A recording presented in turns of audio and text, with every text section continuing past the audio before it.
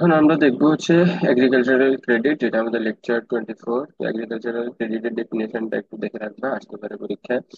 এগুলো হচ্ছে sources of agricultural credit. এটা ইম্পর্টেন্ট আছে যে আমাদের এগ্রিকালচারাল যে ক্রেডিটটা আছে সেটা সোর্স গুলো কি কি। তো সবকিছু এগ্রিকালচারাল ক্রেডিট মানে হচ্ছে আমরা লোন যে জিনিসটা, এর আগে আমরা দেখছিলাম হচ্ছে কি আমাদের এগ্রিকালচারাল ইন্স্যুরেন্স। এখন আমরা যেটা দেখবো সেটা হচ্ছে আমাদের এগ্রিকালচারাল ক্রেডিট বা লোন। তো এই যে আমাদের এগ্রিকালচারাল ক্রেডিট বা লোন, এটা যে সোর্স গুলো ইনস্টিটিউশনাল হইতে পারে, ঠিক আছে। যেমন তুমি কোনো একটা ইনস্টিটিউশন থেকে লোন নিতে পারো। এবার নন ইনস্টিটিউশনাল হইতে পারে। নন ইনস্টিটিউশনাল গুলো কি কি? ধরো তুমি তোমার রিলেটিভ, ফ্রেন্ড বা ল্যান্ডলর্ড, মানি লেন্ডার, ট্রেডার, কমিশন এজেন্টস, এদের থেকে কি তুমি লোন নিতে পারো বা ক্রেডিট নিতে পারো। তো এইগুলো হচ্ছে কি আমাদের নন ইনস্টিটিউশনাল। এরপরে আছে আরেকটা হচ্ছে সেমি ইনস্টিটিউশনাল। এখন সেমি ইনস্টিটিউশনাল গুলো হচ্ছে যে আমরা যে জানি না, এনজিও, হ্যাঁ, কোঅপারেটিভ, এগুলা তো আমাদের প্রত্যেকটা গ্রামে গঞ্জে বা বিভিন্ন এলাকায় দেখবে বিভিন্ন এনজিও আছে। তারা কি করে? এই যে এগ্রিকালচার বা হচ্ছে কৃষকদেরকে, হ্যাঁ, বিভিন্ন ধরনের ক্রেডিট বা হচ্ছে লোন দিয়ে থাকে। তো তারা হচ্ছে কি আমাদের সেমি ইনস্টিটিউশনাল। তারা একদম ইনস্টিটিউশনাল না, আবার কি একদম হচ্ছে তোমার নন ইনস্টিটিউশনাল না। তারপর হচ্ছে যে প্রবলেমস অফ এগ্রিকালচারাল ক্রেডিট, এটা ইম্পর্টেন্ট আছে যে আমাদের এগ্রিকালচারাল ক্রেডিটের কি কি প্রবলেম আছে। এখন প্রবলেম গুলো হচ্ছে দেখা যায় আমাদের ফার্মাররা ম্যাক্সিমাম কি literate, they are unaware of the various sources of farm credit that supply at a lower rate of interest.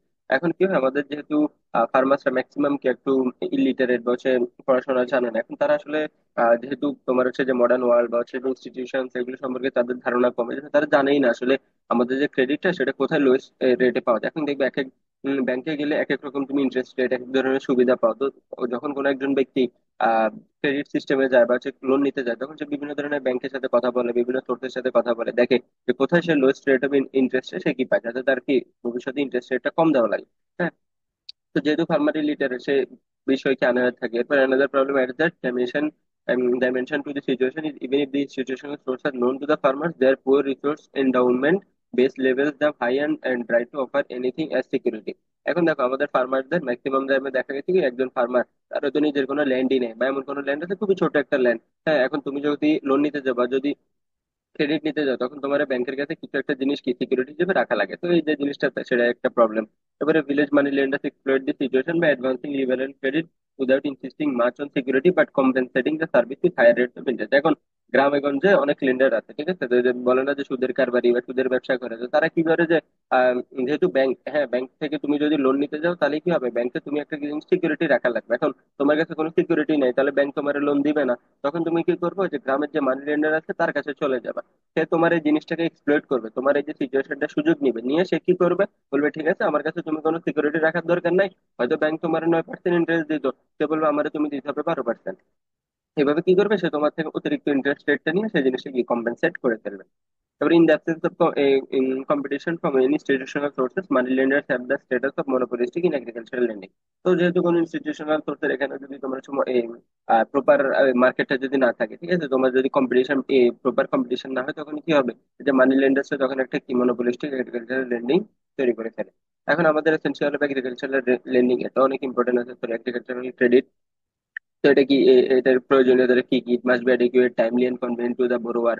হ্যাঁ, credit to the farmer should be granted on the basis of কি prospective prepayment capacity rather than on the strict credit worthiness based on the availability of existing assets.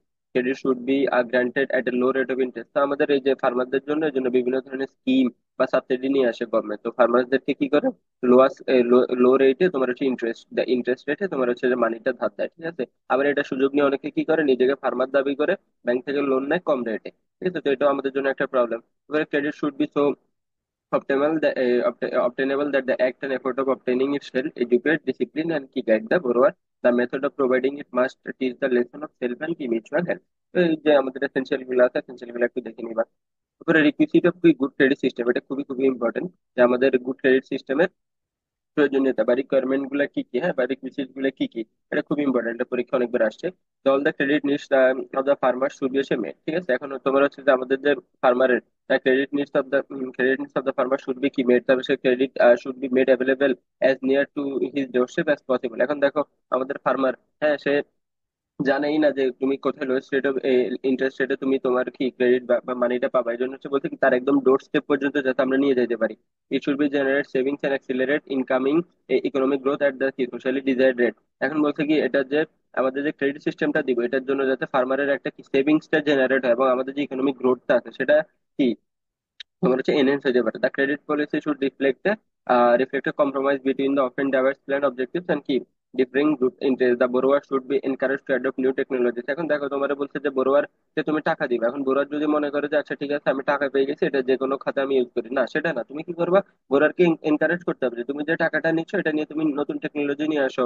হ্যাঁ, তোমার হচ্ছে যে একটা sufficient যে তোমার হচ্ছে ক্যাপিটাল তৈরি হয়েছে, তুমি এই সেটা দিয়ে কি নতুন নতুন টেকনোলজি করো, তোমার ইলটাকে বাড়াও যাতে তুমি পরবর্তীতে তোমার পেমেন্টটাকে বা লোনটাকে রিপে করতে পারো। The lending agency had to ensure the lending machinery is matched by recovery machinery. এখন তোমার বলছে কি যে এজেন্সিকে এটা এনশিওর করতে হবে যে তুমি যে টাকাটা ধার দিচ্ছ, ঠিক আছে, টাকা যে lending machinery matched by recovery machinery, যেটা তুমি আবার কি, হ্যাঁ যেটা ধার দিচ্ছ সেটা আবার কি তুমি হচ্ছে রিকভার করতে পারতেছো সেম ভাবে তোমার কি মেশিনারি তো। শুধুমাত্র যে টাকা সেই তোমার হচ্ছে ধার দেয় বা হচ্ছে লেন্ড করে সেটা কিন্তু না। অনেক সময় এমনও দেখা যাচ্ছে তুমি কোনো ধরনের টেকনোলজি বা মেশিনারি, হয়তো ট্রাক্টর বা এমন কোনো কিছু আছে, তুমি তারা ধার দিচ্ছ যে ঠিক আছে তুমি ইউজ করো, পরবর্তীতে আবার আমাকে ব্যাক দিয়ে দিবা। এই জন্য বলছে আর কি যে এজেন্সিকে এটা মাস্ট এনশিওর করতে হবে যে তুমি যে মেশিনারিটা দিচ্ছ এটা কি প্রপারলি যেভাবে দিচ্ছ আবার ঠিক সেম ভাবে কি তুমি ব্যাক করতে পারো। এবার an efficient finance system should not confine its areas of operation to a particular crop, ঠিক আছে। এরপর হচ্ছে যে the credit agency should be in a position to interlink with marketing agencies to ensure the full recovery of loss। এখন এই যে credit যে agency গুলো আছে বলছে তাদেরকে কি করতে হবে, আমাদের যে মার্কেটিং এজেন্সি আছে তার সাথে ওই যে ফার্মারের যে ইন্টারলিঙ্কটা করে দিতে হবে, ঠিক আছে, বা তাদের মার্কেটিং এজেন্সির সাথে ইন্টারলিঙ্ক থাকতে হবে যাতে সে কি করে তার যে পুরোপুরি যে লোনটা আছে সে সেটা রিকভারি করতে পারে। It is necessary that the rate of interest charge from the farmer should be relatively low. এবং এটা বারবার এক কথাটাই বলতেছে যে আমাদের ফার্মার থেকে যে ইন্টারেস্ট রেটটা আমরা নিবো সেটা যাতে সবসময় কি কম থাকে, ঠিক আছে। আমরা চাইলে ফার্মার থেকে অতিরিক্ত যদি ইন্টারেস্ট রেট নেই যেটা আমাদের নর্মালি নেওয়া হয় বাজারে, সেটা নিলে ফার্মারের অবশ্যই সে কি ডিসকারেজ হবে লোন নিতে। এই জন্য বলছে যে ফার্মার থেকে সবসময় কি আমাদের ইন্টারেস্ট রেটটা যাতে লো থাকে। রিকুইজিট অফ ক্রেডিট সিস্টেম এটা খুবই খুবই ইম্পর্টেন্ট, এটা বেশ কয়েকবার পরীক্ষা আসছে। এটা ভালোভাবে দেখে যাবো, যেখানে টোটাল 9টা না 10টা পয়েন্ট আছে, পয়েন্ট গুলা যাতে কয়েকটা লিখতে পারো।